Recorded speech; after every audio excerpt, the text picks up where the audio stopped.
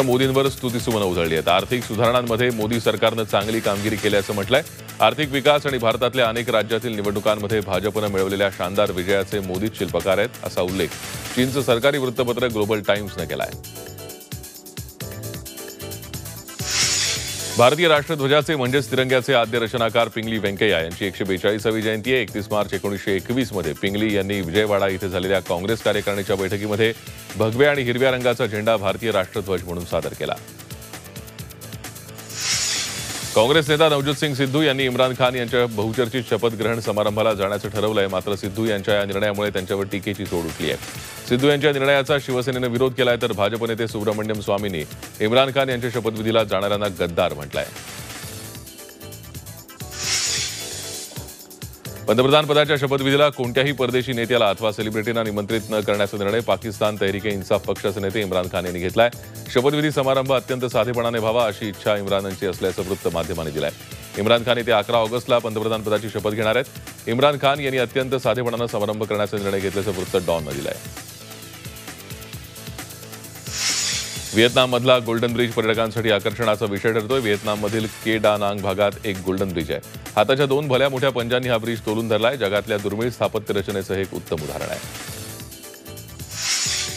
काश्मीर खोऱ्यात दहशतवाद्यांविरोधात सुरू करण्यात आलेल्या मोहिमेला गुरुवारी मोठं यश मिळालं. कुपवाडा येथील लोलाब इथे लष्कर आणि दहशतवाद्यांमध्ये झालेल्या चकमकीत लष्करानं 2 दहशतवाद्यांना कंठस्नान घातलं.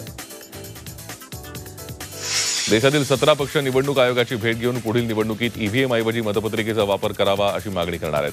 पुढील निवडणुकीत मतपत्रिकेचा वापर व्हावा यासाठी समाजवादी पक्ष, बहुजन समाज पक्ष, राष्ट्रवादी काँग्रेस, आम आदमी पक्ष, तृणमूल काँग्रेस आणि शिवसेना आग्रही आहेत.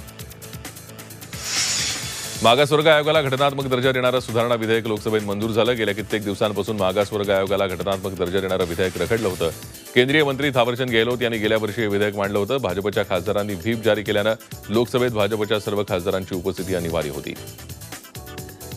आसाममधील राष्ट्रीय नागरिक नोंदणीवरून तृणमूल काँग्रेसच्या प्रमुख ममता बॅनर्जी यांना पक्षांतर्गत नाराजीला सामोरं जावं लागतंय. आसामचे प्रदेशाध्यक्ष द्विपेन पाठक यांनी पदाचा राजीनामा दिलाय. राष्ट्रीय नागरिक नोंदणीला पक्षाकडून वारंवार होणारा विरोध आणि या भूमिकेवरती नाराज होत त्यांनी राजीनामा दिलाय. काश्मीरमध्ये अतिरेक्यांच्या कारवाया सुरूच आहेत. अनंतनाग जिल्ह्यात अतिरेक्यांनी चक्क बँकेच्या सुरक्षा रक्षकाची रायफल हिसकावून पळ काढला. जम्मू आणि काश्मीर बँकेच्या ब्राकपोरा शाखेत हा प्रकार घडला. या प्रकरणी पोलीस अधिक तपास करतायत. अतिरेक्यांचा शोध सुरू आहे. दुसरीकडे कुपवाडामध्ये झालेल्या चकमकीत सुरक्षा दलांनी 2 अतिरेक्यांना कंठस्नान घातलंय. आमिर खानच्या खासगी अंगरक्षकांनी झी मीडियाच्या पत्रकाराला धमकावलं. पाकिस्तानचे पंतप्रधान म्हणून शपथ घेणाऱ्या इम्रान खान यांनी आमिर खानला शपथविधी सोहळ्याचं निमंत्रण दिलंय. त्याबाबत प्रतिक्रिया विचारण्यासाठी झी मीडियाची प्रतिनिधी आमिरच्या घराकडे गेली, तेव्हा आमिरच्या अंगरक्षकांनी झी मीडियाच्या प्रतिनिधीशी वाद घालत तिला धमकावलं.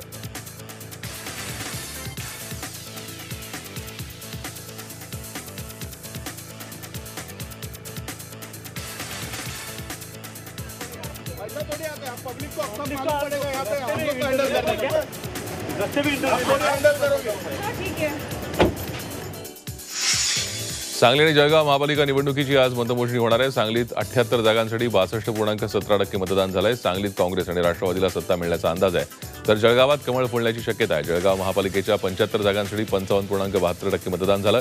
या निवडणुकीत भाजपला 40 ते 45 जागा मिळतील अशी शक्यता आहे. परदेशातले लोक आपल्या देशात विनापरवाना राहणं या प्रश्नाकडे माणुसकीच्या दृष्टीनं पाहणं गैरसोयीचं ठरेल, असं वक्तव्य मनोहर जोशी यांनी केलंय. मी मुख्यमंत्री असताना राज्यात अनधिकृतरित्या राहत असलेल्या बांगलादेशींना ट्रेनमध्ये बसून पाठवलं होतं. ते कोलकातापर्यंत व्यवस्थित गेले, पण तिथून त्यांना परत देशात सोडण्यात आलं, असा दावाही त्यांनी केला. मराठा आरक्षणाचं आंदोलन शमवण्याच्या हेतूनं मुख्यमंत्र्यांनी बोलावलेल्या बैठकीसाठी 48 पैकी 22 मान्यवरच सह्याद्रीवर पोहोचले. मराठा आरक्षणासाठीचं आंदोलन शांततेत करण्याचं आवाहन करण्याची विनंती उपस्थितांना करण्यात आली.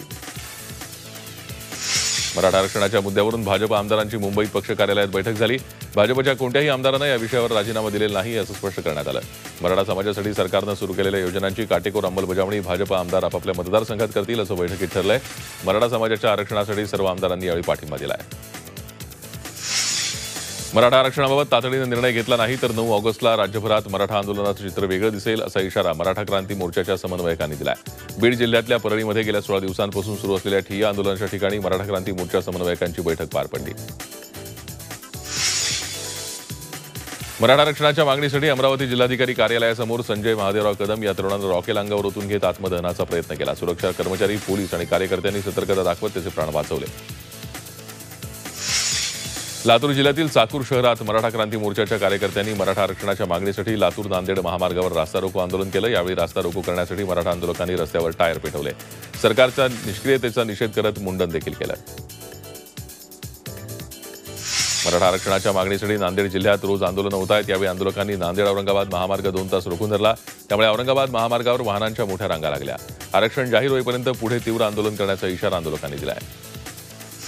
परभणी जिल्ह्यात गेल्या 12 दिवसापासून मराठा आरक्षणाच्या मागणीसाठी जिल्ह्याभरात वेगवेगळी आंदोलन सुरू आहेत। जिंतूर शहरात सकल मराठा समाजाच्या वतीनं आरक्षणाच्या मागणीसाठी राष्ट्रवादीचे आमदार विजय भांबळे यांच्या निवासस्थानासमोर भजन आंदोलन करण्यात आलं। त्याआधी जिंतूर शहरातून मराठा समाजाच्या वतीनं जनजागृती रॅली काढण्यात आली। राज्यातल्या मराठा समाजातल्या उद्योजकांना वेळेत आणि नियमानुसार अर्थसहाय्य मिळावं यासाठी राज्य सरकारनं पुढाकार घेतला। अण्णासाहेब पाटील आर्थिक मागास विकास महामंडळाची स्थापना केली। मात्र सरकारी योजना असल्यानं बँका कर्ज देण्यास प्रभावीपणे काम करत नसल्याचं उघड झालंय। खासदार नारायण राणे यांनी रत्नागिरीतल्या आपल्या स्वाभिमान पक्षाच्या जाहीर सभेत शिवसेनेचा खरपूस समाचार घेतला। सत्तेत असून मुख्यमंत्री शिवसेनेला भेट देत नाहीत, मात्र आपल्याला मुख्यमंत्री 3 वेळा भेटतात, तर सत्तेसाठी पैसा आणि पैशासाठी सत्ता हा एककलमी कार्यक्रम शिवसेनेनं अवलंबला असल्याची टीकाही राणेंनी केली। अहमदनगर महापालिकेचा बडतर्फ उपमहापौर श्रीपाद छिंदम पुन्हा महापालिकेत परतला। यावेळी कोणताही अनुचित प्रकार घडू नये म्हणून अहमदनगर पालिकेच्या आवारात मोठा पोलीस बंदोबस्त तैनात करण्यात आला। छिंदम पालिकेत येताच नगरसेवक आणि शिवप्रेमींनी जोरदार घोषणाबाजी केली। आमदार रवी राणा यांच्या पत्नी नवनीत कौर राणा यांनी राजापेठ पोलीस ठाण्यात तक्रार दाखल केली आहे। त्यात जयंत वंजारी, सुनील भालेराव, कार्तिक शहा आणि आनंदराव वाडसूळ यांनी संगनमत करून सोशल मीडियावरून आपली वैयक्तिक बदनामी केली आणि त्यासोबतच आपले पती आमदार रवी राणा यांच्याकडून 1 कोटी रुपयांची खंडणी मागितल्याची तक्रार करण्यात आली आहे। सर्व बहुजन पक्षांनी आणि संघटनांनी एकत्र येऊन महाराष्ट्राची सत्ता काबीज करावी असं आवाहन भारिप बहुजन महासंघाचे अध्यक्ष प्रकाश आंबेडकर यांनी केलं आहे। एखाद्या नेत्यानं मी म्हणेल तीच पूर्व दिशा असं म्हणण्याचे दिवस संपलेत असा टोला त्यांनी मराठा आरक्षणाच्या बाबतीत बोलताना शरद पवारांना लगावला। लोअर परळ पुलापाठोपाठ आता करिरोडचा रेल्वे पुलाला लागून असणारा पादचारी पूल लवकरच बंद होण्याची शक्यता आहे। करिरोडचा हा पूल 103 वर्ष जुना आहे। गोखले पुलाची दुर्घटना झाल्यावर रेल्वे आणि महापालिकेनं मुंबईतल्या सर्वच पुलांचं ऑडिट सुरू केलं। त्यातच करिरोडच्या पुलासोबत असणारा पादचारी मार्ग धोकादायक असल्याचं पुढे आलंय, त्यामुळे तो लवकरच बंद करण्यात येणार आहे। चेंबूरमध्ये चक्क मान्य असलेला रस्ताच रद्द करण्याचा प्रताप नगरसेवक आणि मनपानं केलाय। कुकरेच्या बिल्डरला नवी इमारत बांधण्यासाठी चक्क रस्ता रद्द करण्यात आलाय। आरसी मार्ग ते सिंधी कॉलनी यांना जोडणारा हा रस्ता होता। खासदार राहुल शेवाळे यांनी रस्ता रद्द करण्यासाठी प्रयत्न केल्याचा आरोप करण्यात येतोय। रस्ता बंद झाल्यानं स्थानिकांना नाल्यावर जीवघेणी कसरत करत प्रवास करावा लागतोय। दरम्यान संबंधित बिल्डरनी प्रतिक्रिया देण्यास नकार दिलाय। महापालिका आयुक्त अजय मेहता यांच्यावर स्वतःचेच आदेश मागे घेण्याची वेळ आली आहे। आयुक्तांची गाडी वाहतूक कोंडीत अडकल्यानं 4 सुरक्षा रक्षक तडकाफडकी निलंबित करण्यात आले। या प्रकरणी झालेल्या वादानंतर सुरक्षा रक्षकांचं निलंबन मागे घेण्यात आलंय। वाहतूकदारांचा संप मिटताच ठाणे कळवा मार्गावर पुन्हा वाहतूक कोंडी दिसू लागली आहे। कळवा साकेत भागात अवजड वाहनांच्या लांबच लांब रांगा लागल्यानं इथली वाहतूक व्यवस्था पूर्णपणे कोलमडली होती। ही कोंडी सोडवताना वाहतूक पोलिसांची दमछाक झाली। पिंपरी चिंचवडमध्ये सर्वात पहिल्यांदा काम पूर्ण झालेला आणि अजूनही सुरू न झालेला निगडी ते दापोडी बीआरटी रस्ता सुरू करण्याच्या हालचाली सुरू झाल्यात। 12.5 किलोमीटरचा बीआरटी मार्ग 2012 पासून तयार होऊन बंदच आहे।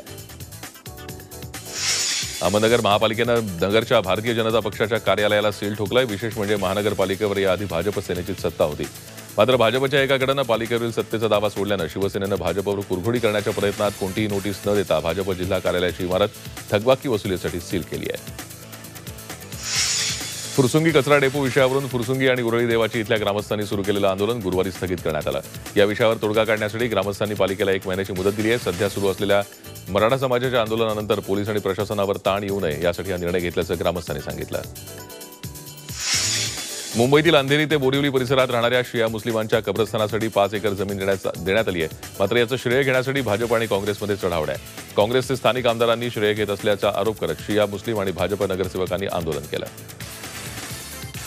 बेळगाव विमानतळाला उड्डाण योजनेमध्ये समावेश करावा अशी मागणी भारतीय जनता पार्टी आणि वकील संघटनेनं बेळगाव जिल्हाधिकाऱ्यांमार्फत पंतप्रधान नरेंद्र मोदींकडे केली आहे। बेळगाव विमानतळ हे उत्तर कर्नाटकातलं सर्वात जुनं विमानतळ आहे।